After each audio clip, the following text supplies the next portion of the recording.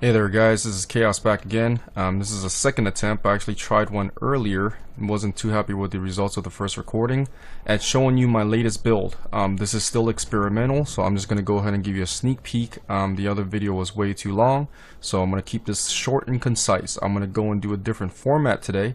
I'm going to go and do some action before I go to explaining the build. This is primarily going to be a two-handed build. I have a couple names for this build. I'm not sure which one I'm going to settle in yet. I like Destroy the World Barb. There's one name that I used on the forums before, or Atom Bomb or A-Bomb Barb, and you'll see why once I get into the action. So today I'm going to start right in Area Crater 2. Let's cut to the chase. I have the other video with some mobs that I fought. Maybe I'll integrate those. But the reason why I wanted to go and show you guys this here is because there's usually these guys, and they're never friendly. And yes, you see that's a spear chucking mob, and those guys are never fun. So these guys luckily aren't extra health, but either way, that's a dead mob.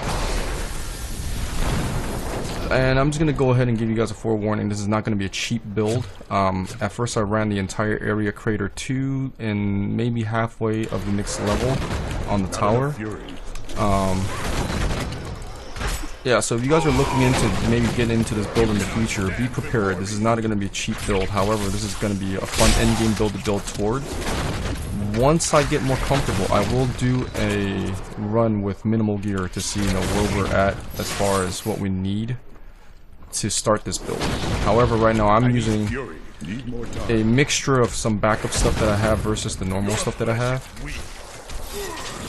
And this is just because I want to make sure it's overkill for my survivability to not give you guys a bad video. The last video that did, I actually had one death in there. Was not prepared for a vortex mob, but generally speaking, they're controllable, they're handleable. It was an impaler mob. And in this one here, and if you guys hear the dogs, sorry about that.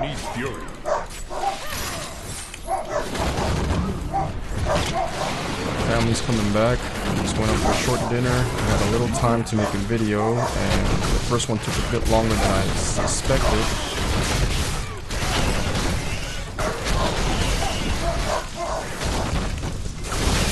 These guys are usually going to be a pain too. The one weakness to this build, of course, as you can see as I'm fighting here, it's mobility. The lack of mobility really hurts sometimes, but if you play the build right, just to show you guys, I have 26,000 hit points, tanking like a boss. I had a slight pause there, I had to get the door. This build is probably going to center around a lot of lifesteal. Currently my weapon doesn't have any, but my belt provides me with 3%. Suboptimal, even though I have a Scorn. It does great damage, but this build actually will work better with different gear than I currently have. This is why it's still experimental. As you can see though, the results are pretty good.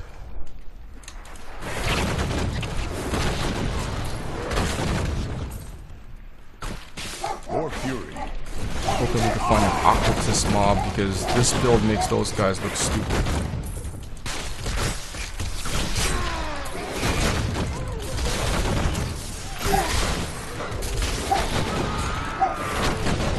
Enough fury. Need more time.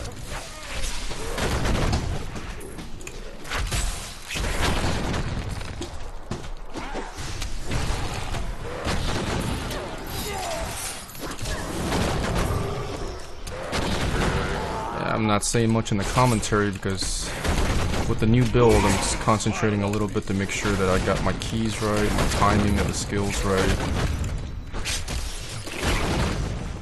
and so forth. Yeah, the one thing is, without sprint, I mean, long videos like this actually get quite a bit boring, but if this is the first time you've seen this build, you're probably intrigued, and there we go. This is gonna be good.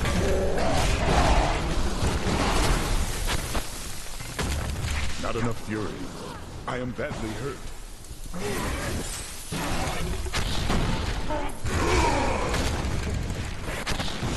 That was close. I was kind of afraid that Arcane was going to do me in there. Getting close to it.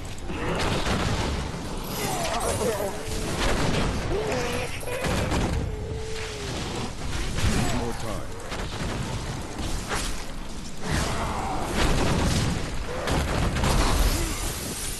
Oh, sneaky bastard got away. Yep, guys, that was an occultist mob. Those are usually some of the harder mobs you fight with Barb. Now, Phase Beast, I would say, is actually this build's hard counter right now for me because I don't have the hit points. But once I start to generate the hit points, I might fare better. But at the same time, the last time I fought one was before I have Ignore Pain. And Ignore Pain kind of handles that situation for me quite well. So I would be interested in seeing another mob just to see if I can handle him with Ignore Pain on. That guy was taking quite a few hits. Yeah, you see Impalers now, they are at the mercy of fighting me now because they can't out DPS me. And succubus, you can suck on that.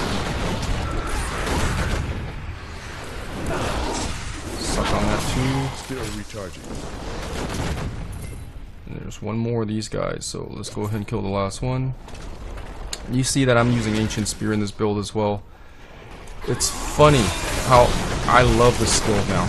I mean, it fits in this build so well. This is the last skill that I ever thought I would have on my skill bar. I've used it a short stint when I was playing Ranged Barb, but it made the least sense because you're dragging enemies towards you as a Ranged Barb and it had no place in that build. Except for Rage Flip, maybe. Not enough fury. But right now I'm loving it because Ancient Spear actually grabs goblins. So that's a really cool thing to have. I'm going to try to fight one more mob. And I'm just having so much fun with this build right now, I just don't want to stop. Because I probably like maybe about an hour ago is when I started using this combination of skills. I was using a different one. I was kind of hybriding the into the fray, like what you do with Whirlwind Barb to kind of get endless sprays of Seismic Slam. Didn't work out that good. Basically, you don't crit enough with any rune on Seismic Slam, even the Rupture one, to generate enough fury to be self-sufficient. So I scratched that off the list because it wasted too many skills on the skill bar. It wasn't worth what it was trying to do. And right now, because I have so many more spenders in my build list, this is actually working out a lot better.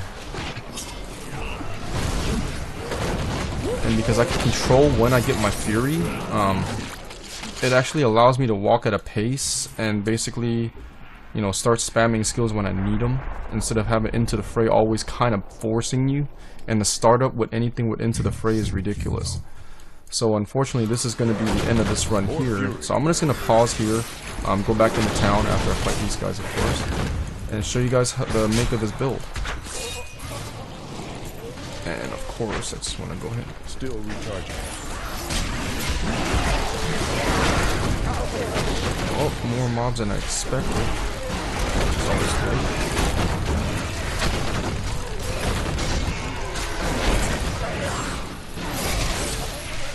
Still recharging. And honestly speaking, with more items, I think this build, believe it or not, I would deem probably hardcore viable up to an extent. I haven't tried all bosses yet, so of course, like Bulldozer Barb, I'm gonna get more in depth with these videos as they come.